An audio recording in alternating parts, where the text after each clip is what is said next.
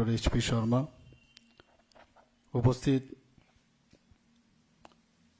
Professor doctor Anup Kumar Saha, principal AJMC, Shri Rajib Dutta, additional secretary health and family welfare, doctor Souvik Debbarma, joint director health department, তাছাড়া এখানে doctor Anuradha Majumdar, OSD, ডিএফডব্লিউপিএম,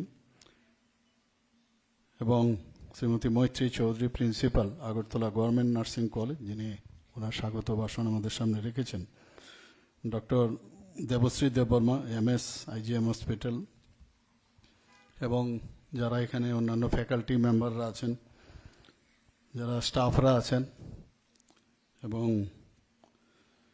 যারা এখানে স্টুডেন্টসরা আছেন, এবং মিডিয়া বন্ধুরা, সবাইকে আজকের এই সুন্দর মহতী অনুষ্ঠান সেখানে উপস্থিত থাকার জন্য হার্দিক অভিনন্দন ও শুভেচ্ছা জানাচ্ছি। Learn to light a candle in the darkest moments of someone's life. Be the light that helps others see. It is what gives life its deepest significance. একটু আগে আমরা এখানে যে অনুষ্ঠানটি আমরা দেখলাম, গত বছরও আমি এখানে এসেছিলাম, এবং যেভাবে নার্সিং স্টুডেন্টরা তাদের যে শুভযাত্রা আগামীদের জন্য করে থাকেন, এবং এত সুন্দরভাবে ওনারা আজকে এখানে আলোক প্রজ্বলন অনুষ্ঠান ও শপথ গ্রহণ অনুষ্ঠান অংশগ্রহণ করেছেন, এবং এই যে কোর্সের সাথে তার সাথে সাথে কিন্তু যুক্ত হয়ে গেলেন। আমরা সবাই জানি যে যখনই নার্সিংয়ের বিষয়টা আসে তখনই আমরা ফ্লোরেন্স নাইটিঙ্গেলের কথা আমাদের মনে হয়। যখন ক্রিমিয়ার যুদ্ধে উনি এইভাবে রাতের অন্ধকারে যারা মুমূর্ষ সোলজাররা ছিল তাদেরকে গিয়ে দেখা রাতের অন্ধকারে, তার থেকে আজকে কিন্তু এই যে অনুষ্ঠান ল্যাম্প লাইটিং সেটা কিন্তু হয়ে যাচ্ছে, অনেক বছর বছর ধরে সেটা হচ্ছে। আমরা জানি তৎকালীন সময়ে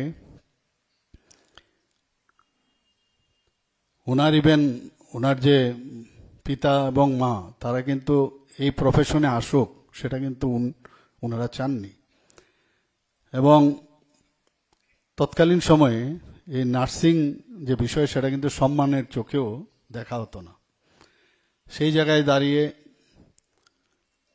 উনি যেভাবে এই নার্সিং ইনস্টিটিউশন বা নার্সিং যে সেবা, এটা পেশা না কিন্তু সেবা, উনি ঠিক ওইটাকে বলছেন এটা পেশা না, এটা মানে আমাদের সেবা, সেটাকে উনি প্রতিষ্ঠিত করেছেন। ক্রিমিয়ার যুদ্ধ আমরা জানি যে প্যাগলোমে, যেটা একটা অ্যালায়েন্স হয়েছিল ব্রিটেন, ফ্রান্স এবং সার্ডেনিয়া, রাশিয়ার এগেনস্টে যুদ্ধ করেছিল, এবং ওনার নিজের স্টুডেন্ট যারা ৩৫ জনের মতো তাদেরকে নিয়ে উনি সেই ক্রিমিয়ার সেই পাগলোমাতে যায়, এবং সেইভাবে যারা ইনজিওর্ড যারা সোলজার ছিল তাদের সেবা করেছেন। আজকে আমি বলবো যে এই পৃথিবীতে এমন কিছু ব্যক্তি জন্মগ্রহণ করে, মানুষ জন্মগ্রহণ করে, যাদের মানে তাদেরকে স্মরণ করা প্রতিবারই আমাদের এমন সব কাজ করে যান যে সবসময় ওনাদের স্মরণ করতে হয়। ওনাকে সামনে রেখে আজকে কিন্তু এই নার্সিং যে ইনস্টিটিউশন বা নার্সিং যে সেবা প্রতিষ্ঠান সেটা কিন্তু আজকে সারা পৃথিবীতে আমরা দেখতে পাই। আমরা জানি 1947 সাল থেকে ওনার যে জন্মদিন 12ই মে পালিত হয়, সেটাকে ইন্টারন্যাশনাল নার্সেস ডে এভাবে আমরা পালন করি। আজকে এখানে আমার পূর্ববর্তী বক্তা বলেছেন যে এই যে প্রজ্বলন ও শপথ গ্রহণ অনুষ্ঠান সেটা কিন্তু আজকে এর মাধ্যমে আমরা কিন্তু প্রথমেই আমাদের শ্রদ্ধা নিবেদন আমরা করে থাকি যারা স্টুডেন্টরা আছে। নাইটিঙ্গেল যে মহিষী আমি বলবো, ওনাকে শ্রদ্ধাই জানানোর দিন আজকে।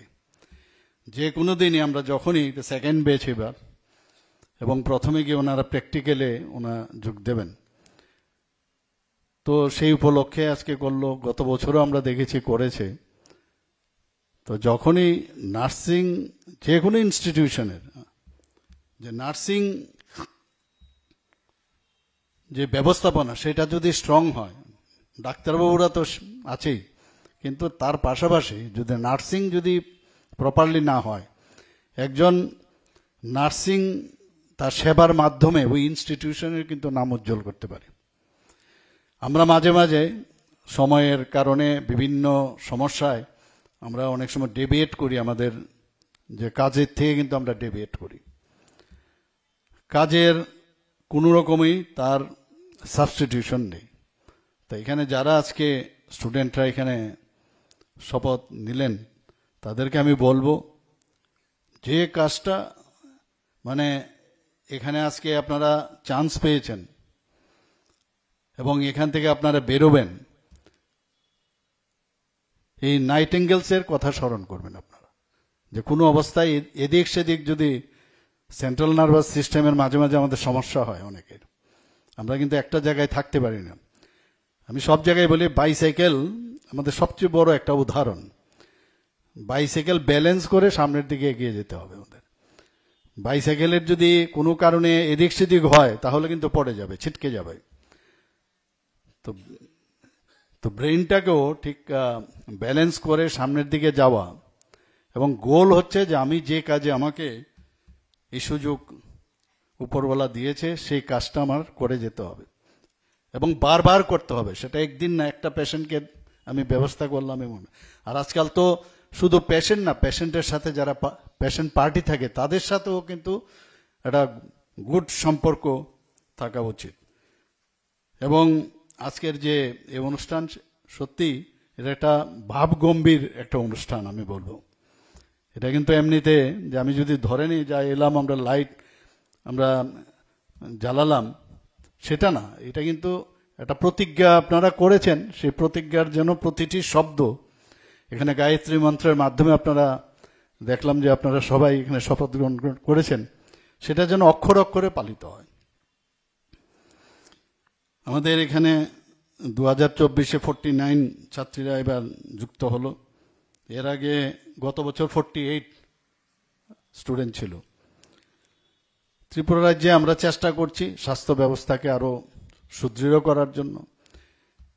এই নার্সিং ইনস্টিটিউট ত্রিপুরাতে 1950-তে কিন্তু এখানে শুরু হয়েছিল, একদম one of the oldest institution, এবং সেটা গুয়াহাটি নার্সিং কাউন্সিলের সাথে যুক্ত ছিল। এবং এই নার্সিং ইনস্টিটিউট প্রথম যখন শুরু হয়েছিল তখন তো কলেজ হয়নি, তো সারা ভারতবর্ষের মধ্যে কিন্তু প্রচন্ড প্রশংসা ওনারা কুড়িয়েছেন। এবং শেষ পর্যন্ত আইএনসির অনুমোদন সহ 1994-এ এই প্রতিষ্ঠা ত্রিপুরা নার্সিং কাউন্সিলের অধীনে আসে। 2005 সালে আগরতলা মেডিকেল কলেজ জিবি হাসপাতালে এদের থাকার ব্যবস্থা হয়। এর আগে নার্সিং যে ইনস্টিটিউট ছিল জিবির পাশে, সেখানে ওরা থাকতো। এখন তো এই 2020-তে G+8-এ সমস্ত ব্যবস্থাপনা এখানে আমরা করেছি। এবং আমি মাঝে মাঝে খবরই নিই যে এখানে প্রপারলি তাদের থাকার ব্যবস্থা ঠিক আছে কিনা, খাওয়া দাওয়া ঠিক আছে কিনা, এবং কোনো অবস্থায় আমাদের স্টুডেন্টদের যাতে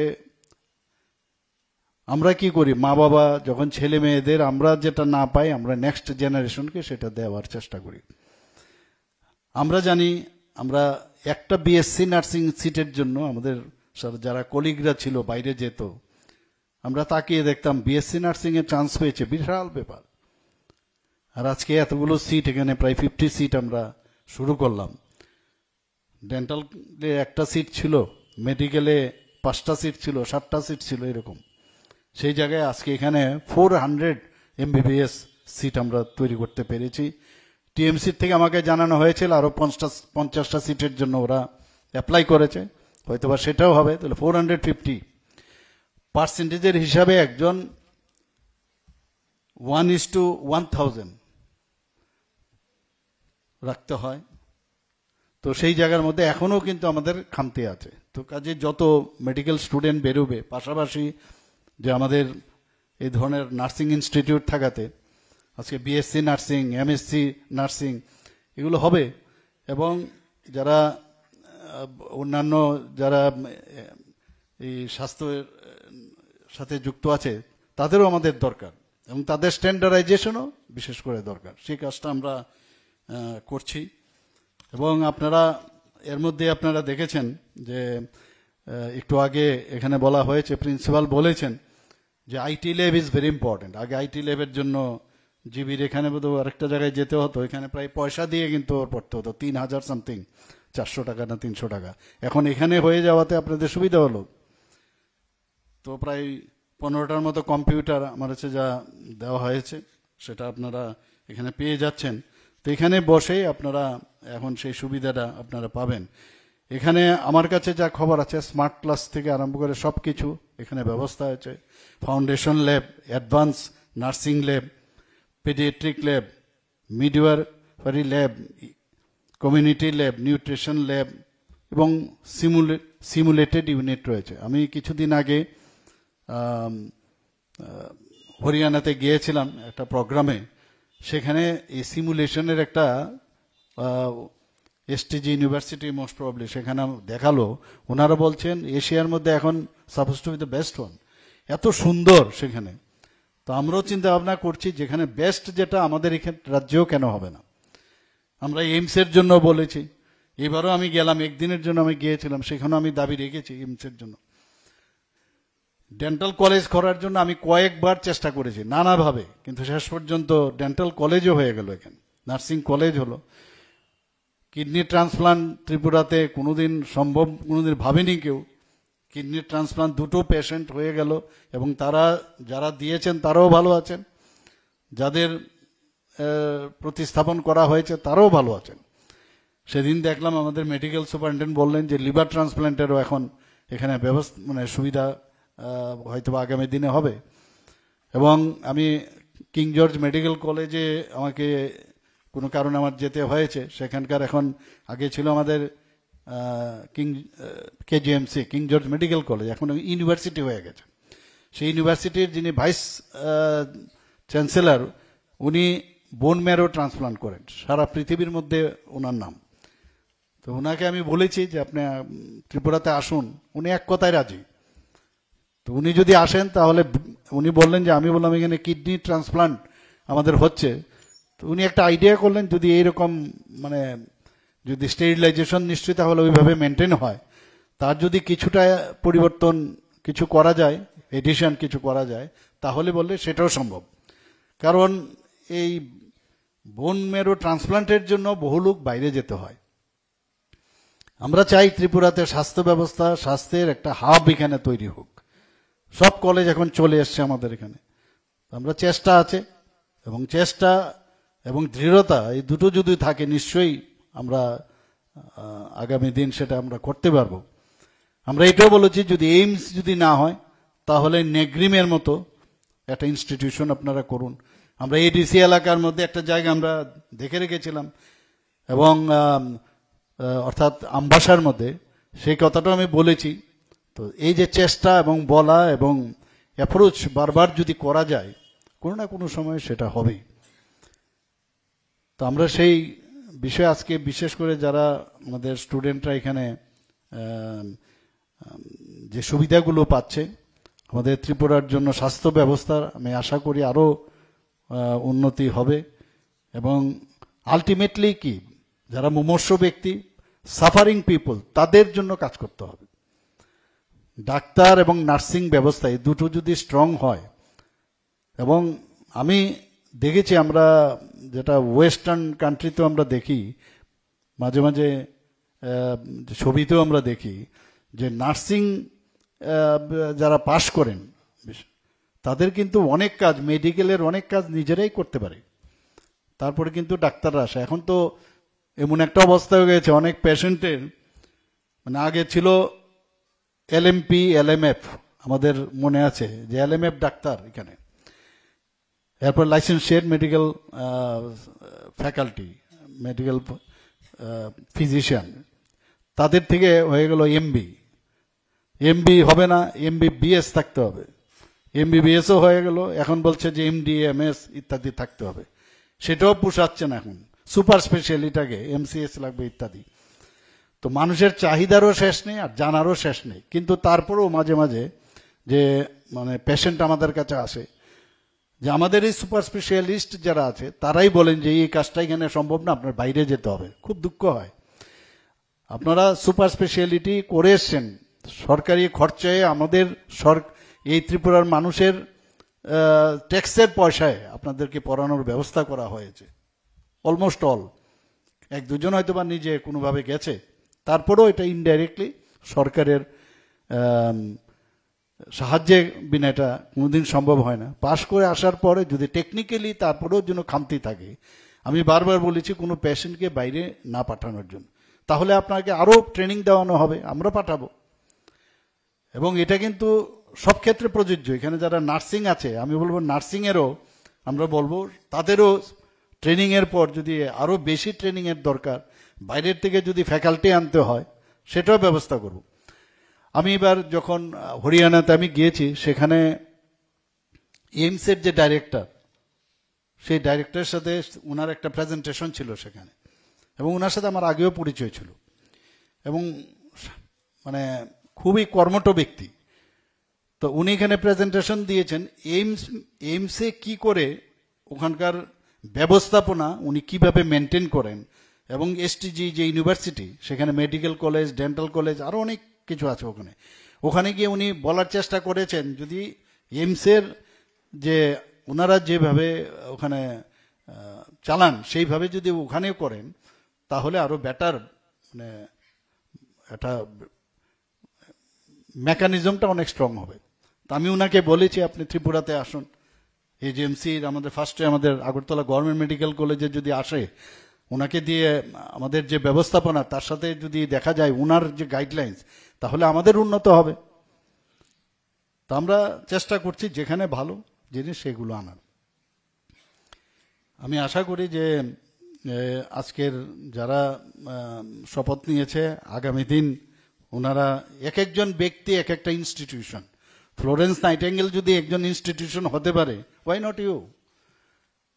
আপনারাও পারবেন মনের, কারণ এভরিথিং ইজ ইন ইউ, সবকিছুই আপনার কাছে আছে। সবাই বলে, যারা আমাদের মহাপুরুষরা বলছেন যে নিজেকে আগে চিনো।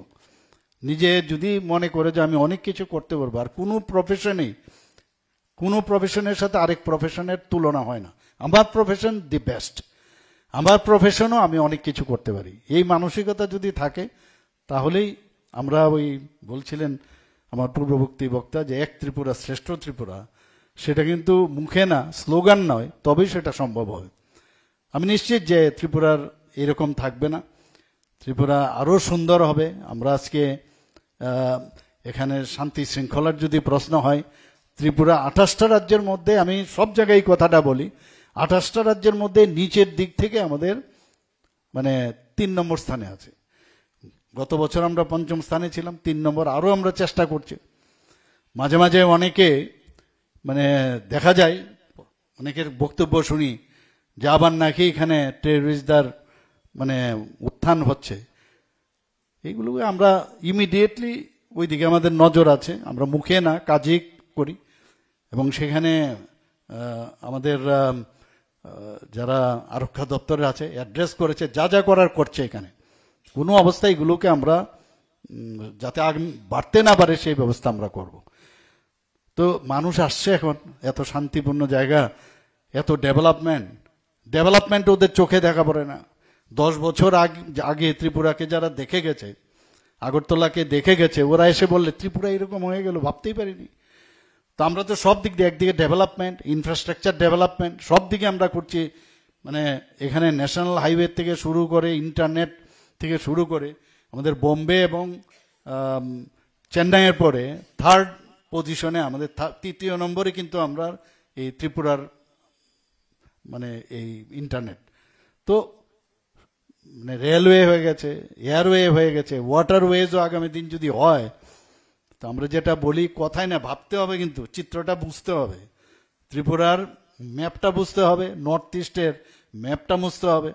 আমাদের ত্রিপুরাতে সবাই ভাবছিল যে 72nd এবার যে আমরা অষ্টলক্ষ্মীর যে প্ল্যানারি সেশন করলাম, অনেকে ভেবেছে ত্রিপুরাতে সম্ভব নয়, আসামে হবে বা মেঘালয়ে হবে। আমি গেছি সেখানে, মুখ্যমন্ত্রীরা, গভর্নররা, এইবার গভর্নররা এসে বারবার বলে গেছে যে ত্রিপুরাতেই যেন নেক্সট টাইম হয়, বারবার যেন ত্রিপুরাতেই হয়, এইরকম ব্যবস্থা আমরা করেছি। আমরা যখন জি নেটের সময় সায়েন্স 20 আমাদের এখানে ত্রিপুরাতে হয়েছে, সেখানেও আমরা পারি, সেটা কিন্তু চ্যালেঞ্জ হিসেবে যদি নেই তো পারবো না কোনটা। আমরা দেখেছি অনেক সময় বাইরে যখন আমরা পড়তে যেতাম, তখন অনেক সময় মনে হতো ত্রিপুরার থেকে গেছি, সবসময় একটা ইনফিরিটি কমপ্লেক্স থাকে। এখন তো ওই জায়গায় নেই, ছেলেমেয়েরা অনেক বেশি আপ টু ডেট, পুরো দুনিয়ায় সামনেই হাতের মধ্যে যে ছোট একটা মোবাইল আছে, তার মধ্যে সব দেখা যায়, সব জানে। তা আমি কারোর থেকে কোনো কম নেই, একটা কম্পিটিটিভ মেন্টালিটি নিয়ে এখন আমরা সমস্ত রাজ্যের সাথে আমরা কম্পিট করছি। ডেভেলপমেন্টের বিষয়, এখানে যেসব স্কিম বলো, যাই বলো, সব দিক দিয়ে আমরা এখন কিন্তু এত ছোট রাজ্য হলেও, এবং আমাদের খুব মানে প্রশংসা এখন হচ্ছে সমস্ত ভারতবর্ষে, তো সব দিক দিয়ে আমরা কাজ করছি। কিন্তু you are the ambassadors of Tripura in your profession, that you should keep in your mind.